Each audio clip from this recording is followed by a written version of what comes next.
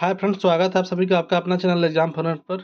दोस्तों, पिछला क्लास हम लोग देखे थे झारखंड पुलिस का 2016 का प्रश्न। ठीक है कि किस पैटर्न प्रश्न आता है और किस पैटर्न प्रश्न आएगा, उसी के अकॉर्डिंग हम लोग देखते हैं आज नेक्स्ट टॉपिक इम्पोर्टेंट 25 प्रश्न जो कि एग्जाम के पैटर्न पर पूरी तरह से आधारित है और लगभग प्रश्न एग्जाम में आप लोग को देखने को मिल सकती है। ठीक है, चलिए स्टार्ट करते हैं हम लोग जीएस के सेक्शन का, जिसमें से हम लोग का झारखंड प्लस करेंट अफेयर्स, उसके अलावा कुछ साइंस के प्रश्न लिए हैं जो कि बेहद इंपॉर्टेंट प्रश्न है। चलिए स्टार्ट करते हैं हम लोग। पहला प्रश्न हम लोग देखते हैं यहाँ पे, कौन सा शहर भारत के माइका राजधानी के रूप में जाना जाता है। प्रश्न क्या है, कौन सा शहर भारत के माइका राजधानी के रूप में जाना जाता है। माइका यानी क्या होता है, अभ्रक। अभ्रक, ठीक है, अभ्रक। अब अभ्रक राजधानी, माइका राजधानी या अभ्रक की राजधानी के रूप में। अब भारत का तो कौन है, इसके बारे में आप लोग को पता होगा कौन है, तो कोडरमा है। ठीक है, एक्चुअली यहाँ पे राज्य होना चाहिए था। ठीक है, सॉरी, कौन सा जिला, जिला होना चाहिए था, लेकिन फिर भी कोई दिक्कत नहीं, कोई इश्यू नहीं है। यहाँ पे आपका शहर भी मिल सकता है, जिला भी मिल सकता है, तो कोडरमा हो गया। ठीक है, कोडरमा को माइका का राजधानी के नाम से जाना जाता है। नेक्स्ट देखते हैं, मुंडारी लोक कथाएं पुस्तक किसने लिखी है। मुंडारी लोक कथाएं पुस्तक किसने लिखी है, बहुत बहुत प्रसिद्ध ये पुस्तक था। ठीक है, क्यों लिखा है, तो इसका आंसर हो जाएगा आपका ऑप्शन सी, जगदीश त्रिगुणायत। ठीक है, जगदीश त्रिगुणायत लिखे थे इसको। इनका पहला पुस्तक जो है बांसुरी बज रही थी, बांसुरी, बांसुरी बज रही, बांसुरी बज रही, ये उनका पहला पुस्तक है। 1957 में ये हुआ था। ठीक है, प्रश्न पूछ सकता है कि बांसुरी बज रही किसका प्रसिद्ध बुक था, तो जगदीश त्रिगुणायत का है ये प्रसिद्ध बुक था। ठीक है, चलिए आगे देखते हैं। और जो ये बुक है मुंडारी लोक कथाएं, ये बुक मुंडारी लोक कथाएं ये 1968 में प्रकाशित हुआ था। 1968 में प्रकाशित हुआ था मुंडारी लोक कथाएं। तो आपको पूछ सकता है, इसमें भी पूछ सकता है या कौन राइटर है। मोस्ट चांसेस रहता है कि राइटर का नाम ही पूछे। आगे देखते हैं, संविधान सभा में छोटा नागपुर के इनमें से कौन से आदिवासी नेता सदस्य थे। अब संविधान सभा है जो कि संविधान संविधान जिसके उपरांत बना, तो उसमें छोटा नागपुर का कौन सा आदिवासी नेता जो था उसका सदस्य था। उस कमेटी में जो संविधान बनाने का जो कमेटी था, उसमें से कौन सा सदस्य था जो छोटा नागपुर से संबंध रखता था और आदिवासी था। इसका क्या हो जाएगा आंसर आपको, तो ये आपका जयपाल सिंह मुंडा, मार जिसको इसका क्या नाम है, मारंग गोमके भी बोला जाता है, मारंग गोमके। ठीक है, मारंग गोमके। ये कौन एरिया, किस एरिया से सांसद भी रहते थे, तो खूंटी एरिया से सांसद रहते थे, खूंटी एरिया से सांसद रहते थे। बहुत बड़ा दिग्गज हस्ती है, इसलिए इसका आपको जन्म भी याद करना पड़ेगा। इनका सांसदी कब से कब तक था, तो ये 1970 तक सांसद रहे थे। ठीक है, 1970 से, ठीक, 1970 तक सांसद रहे, तो 1952 से। ठीक है, और ये एक्चुअली ये इनका मुख्य पेशा क्या था ना, तो ये प्रसिद्ध जो था ना, अ, हॉकी, एक प्रसिद्ध ये हॉकी खिलाड़ी हुआ करते थे। ठीक है, और जो वर्ल्ड ओलंपिक में इंडिया जब पहला वर्ल्ड कप जीता था, सॉरी गोल्ड जीता था, गोल्ड मेडल कब जीता था, 1928 में। कहाँ, तो एम्स्टर्डम जो है उस शहर में यहाँ पे हुआ था, वहाँ पे 1928 में हुआ था। उसका ये कप्तानी कर रहे थे। ठीक है, उसके बाद इसको नेता के क्षेत्र में उतरे थे। चलिए आगे देखते हैं हम लोग। जादूगोड़ा यूरेनियम खदान झारखंड के निम्नांकित में से किस जिला में स्थित है। अब यूरेनियम क्या यूज होता है, यूरेनियम का बिजली उत्पादन में या परमाणु बम बनाने में यूज होता है यूरेनियम का। ठीक है, बहुत इंपॉर्टेंट ये एक खनिज है। ठीक है, तो इसका झारखंड कौन सा जिला में मिलता है, सिमडेगा, खूंटी, पूर्वी सिंहभूम, रांची। ठीक है, आप जान सकते हैं क्या है, तो पूर्वी सिंहभूम में। ठीक है, जादूगोड़ा कहाँ है, पूर्वी सिंहभूम में है जादूगोड़ा। ठीक है, पूर्वी सिंहभूम में जादूगोड़ा है। यहाँ पे धारवाड़ करम के चट्टान में ये मिलता है। आपको ऑप्शन दे सकता है, पश्चिमी सिंहभूम में दे सकता है, पश्चिमी सिंहभूम में ऑप्शन दे सकता है, पूर्वी और पश्चिमी दोनों दे देगा, तो भी याद रखिएगा पूर्वी सिंहभूम में मुख्य रूप से ये मिलता है। ठीक है, और पश्चिम सिंहभूम आपका चाईबासा एरिया हो जाता है, पूर्वी सिंहभूम जमशेदपुर वाला एरिया हो जाता है। ठीक है, चलिए आगे देखते हैं। हजारीबाग का सूरज कुंड झारखंड का सबसे अधिक गर्म पानी के स्रोत है, इसका तापमान क्या है, क्या है? सूरज कुंड क्या है, तो हजारीबाग में एक छोटा सा तालाब टाइप का है, सोता है, वहाँ से गर्म पानी निकलता है भयानक। और कहा जाता है कि वहाँ उस पानी को जैसे स्नान करने से ना जो चर्म रोग है वो ठीक हो जाता है, ठीक हो जाता है। ये हजारीबाग में है, तो उसका टेम्परेचर कितना है ये पूछा गया है। टेम्परेचर ये आपका जेपीएससी में पूछा हुआ प्रश्न है। तो क्या है, तो 88 डिग्री सेंटीग्रेड सेल्सियस, ठीक है। 190 फ़ारेनहाइट में अगर पूछ दे तो 190 फ़ारेनहाइट हो जाएगा, ठीक है। ये हजारीबाग से लगभग 32 किलोमीटर दूर में है। हाँ, बरही से 32 किलोमीटर दूर है। हजारीबाग का फेमस जगह एक बरही है, वहाँ से 32 किलोमीटर दूर पर है ये। तो क्या हो जाएगा इसका, तो 88 डिग्री सेल्सियस।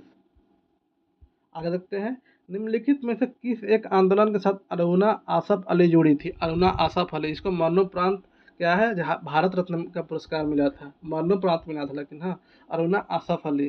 तो कौन सा आंदोलन से जुड़ी हुई थी, ये आपका क्या है, तो ये मॉडर्न हिस्ट्री पूछा गया है, ठीक है। इंडियन हिस्ट्री से पूछा हुआ प्रश्न है, ये झारखंड से नहीं है। क्वेश्चन क्या हो जाएगा इसका आंसर, किस आंदोलन से जुड़ी हुई थी अरुणा आसफ अली।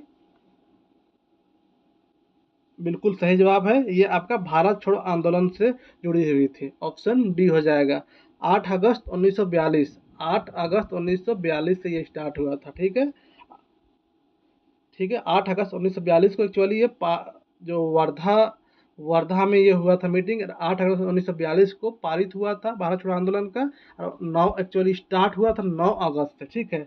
9 अगस्त से स्टार्ट हुआ था, ठीक है। और इस दिन रात में ही सबको गिरफ्तार कर लिया गया था। इसमें जितना बड़ा बड़ा नेता लोग था ना, जैसे महात्मा गांधी, जवाहरलाल नेहरू, सरोजिनी नायडू, मौलाना आज़ाद, इस सबको ना पुलिस रात में ही, अंग्रेज पुलिस रात में ही गिरफ्तार कर लिया था। उन लोग पता चल गया था कि इन लोग भारत छोड़ो आंदोलन स्टार्ट करने वाला है। उस टाइम लेडीज लोग थी ना, जो लेडी लोग, ठीक है, उन लोग बहुत बड़ा रोल निभाए थे। उनमें से एक अरुणा आसफ अली एक लेडी है, ठीक है, मुस्लिम लेडी है। तो वही बहुत बड़ा रोल निभाए थे इन लोग, बहुत सारे लेडीज थे उन लोग। इसको मरणोपरांत आपका ये मिला है, भारत रत्न मिला है। तो भारत छोड़ो आंदोलन से संबंधित ये है।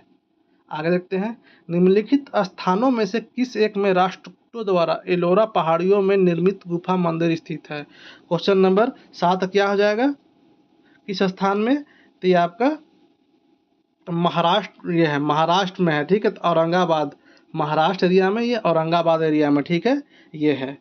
चलिए आगे देखते हैं हम लोग। पूना पैक्ट पर हस्ताक्षर किए थे। पूना पैक्ट क्या है, देखिए पूना पैक्ट क्या है ना, ये आरक्षण को लेके था, ठीक है।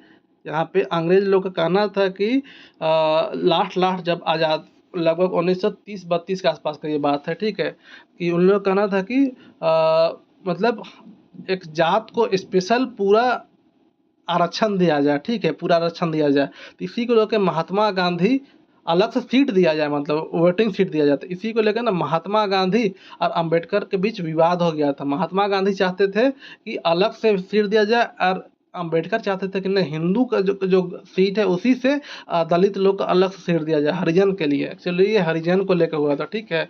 तो ये पूना पैक्ट किसके किसके बीच हुआ था, तो जो आपका अंबेडकर थे वो भूख हड़ताल में बैठ गए थे, ठीक। तो किसके किसके बीच हुआ था पूना पैक्ट हस्ताक्षर, तो ये आपका महात्मा गांधी और अंबेडकर के बीच हुआ था, ये इनके बीच हुआ था। चलिए आगे देखते हैं, लिपजिंग का युद्ध कब लड़ा गया था। लिपजिंग का युद्ध, तो ये आपका कब लड़ा गया था, ये वर्ल्ड क्वेश्चन से पूछा गया। एक्चुअली ऐसा प्रश्न वर्ल्ड हिस्ट्री से नहीं प्रश्न पूछेगा, ठीक है, लेकिन ये आपका वर्ल्ड हिस्ट्री से पूछा गया प्रश्न है। तो नवा का क्या हो जाएगा, फिर हम लोग देखते हैं, तो ये आपका 1813 ईस्वी है, 1813 ईस्वी में लड़ा गया था। नेक्स्ट देखते हैं, 1770 ईस्वी के आसपास किस अंग्रेज ने पशुपालन को एक लाभदायक व्यवसाय बना दिया। 1770 ईस्वी के आसपास कौन सा अंग्रेज जो अधिकारी था, पशुपालन, जो पशुपालन पेशा है उसको एक मतलब बताया दुनिया को कि ये बेनिफिट्स है, इसमें बहुत ज़्यादा कमाई है, ऐसा करके सक्सेस करके दिखाया। तो कौन है, रॉबर्ट बेकवेल, ब्रिटिश कृषि वैज्ञानिक था, ठीक है। रॉबर्ट बेकवेल ये कृषि वैज्ञानिक था। उष्णकटिबंधीय आर्द्र पर्णपाती वन का मुख्य वृक्ष है। अब उष्णकटिबंधीय आर्द्र पर्णपाती वन का मुख्य वृक्ष कौन है, सागवान, साल, शीशम, हुर्रा, महुआ, ये सब है, ठीक है। तो इसमें क्या हो जाएगा ऑप्शन ए साल।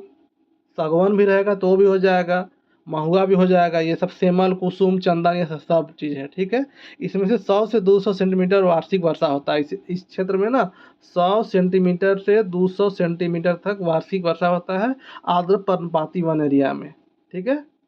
आगे देखते हैं, साइप्रस जिसकी राजधानी निकोसिया है। आपको प्रश्न पूछ सकता है साइप्रस किसकी का राजधानी क्या है, प्रश्न राजधानी पूछता है, सिलेबस में दिया हुआ है। साइप्रस की राजधानी कहाँ है, ये भी प्रश्न पूछ सकता है, लेकिन यहाँ पे क्या दे दिया गया है, साइप्रस जिसकी राजधानी निकोसिया, यहाँ पे बता दिया गया है पहले ही। क्योंकि इसका क्वेश्चन कुछ अलग पूछने का है, तो किसके अधिकार में क्षेत्र में था, साइप्रस किसके अधिकार क्षेत्र में था, ये प्रश्न पूछा है ये। तो किसके अधिकार क्षेत्र में था साइप्रस, तो 1878 तक तुर्की का अधीन था। ठीक है, तुर्की जो है ना, तुर्की 1878 तक ये तुर्की का अधीन था।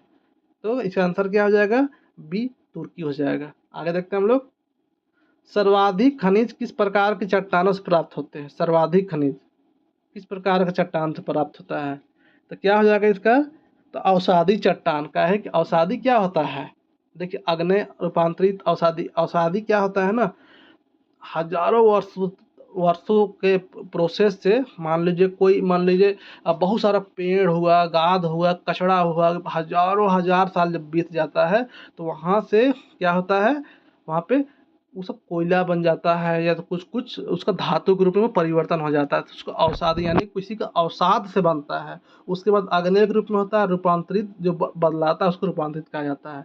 तो ऑप्शन सी जो अवसादी है ना, अवसाद, कचड़ा उचड़ा ये सब का अवसाद से जो बनता है, जैसे कोयला, ये क्या है, तो ये सब अवसादी है। ठीक है, आगे देखते हैं हम लोग। भा नेक्स्ट क्वेश्चन, भारतीय संविधान की धारा डॉट डॉट डॉट कौन सा धारा में संसद को संवैधानिक संशोधन की अनुमति देती है। जब संविधान में नहीं देखते, संविधान में संशोधन हो गया, तो ये संविधान में संशोधन अंदाजी नहीं करता है। ठीक है, जैसे जम्मू कश्मीर का धारा को 370 को हटाने के लिए, जम्मू कश्मीर को जो स्पेशल राज्य का दर्जा मिला हुआ था 370 का, उसको हटाने के लिए पहले संशोधन करना पड़ा। ठीक है, कोई भी चीज़ के लिए संशोधन करना पड़ता है। ठीक है, तो उसको संशोधन करने के लिए भी संविधान में एक आर्टिकल दिया हुआ है कि आप इस आर्टिकल के तहत संशोधन कर सकते हैं। तो कौन सा आर्टिकल के तहत संशोधन किया गया है, तो उसी के बारे में बात हो रहा है। तो 368 ऑप्शन ए इसके बारे में बात होता है। ठीक है, 368 के तहत अधिकार मिला हुआ संसद को कि वो संशोधन कर सकता है संविधान में। लेकिन उसका जो मूल प्रस्तावना है, हम भारत के लोग, भारत को एक संपन्न प्रभुत्व समाजवादी पंथ पे धार्मिक गणराज्य बनाने हैं, तो उसके समस्त नागरिकों को, ये एक मूल प्रस्तावना है ना, जो उसका मूल आत्मा है, उस पर छेड़छाड़ लेकिन नहीं किया जा सकता, ये भी लिखा हुआ है। ठीक है, उसके अलावा आप संशोधन कर सकते, इस लाइन में आप लोग संशोधन नहीं कर सकते, ये भी लिखा हुआ है। भारतीय संविधान है, भारतीय संविधान क्या है, संघीय है, यानी कि मिला जुला।